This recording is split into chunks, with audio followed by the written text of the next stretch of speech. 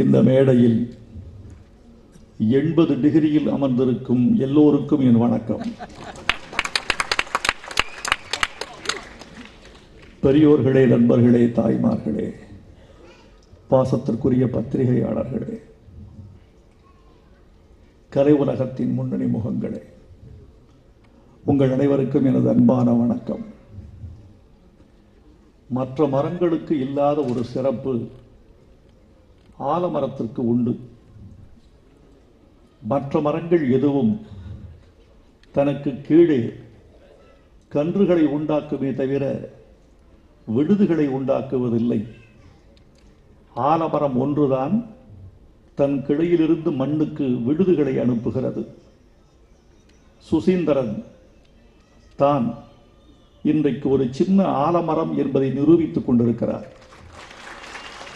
தனக்கு பிறகு விடுதுகளை உண்டாக்கிக் கொள்ளும் ஒரு கலை சரித்திரத்தின் முதல் எழுத்தை ஆரம்பிக்கிறார்.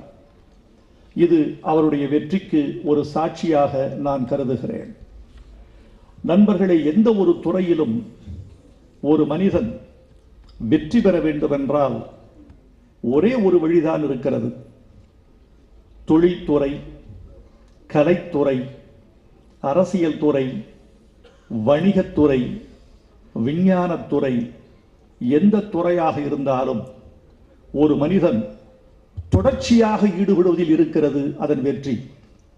இடைவெளியற்ற ஈடுபாடு, இடைவேளை இல்லாத ஆக்கம், இவைகளால் ஒரு மனிதன் வெற்றி பெறுகிறான்.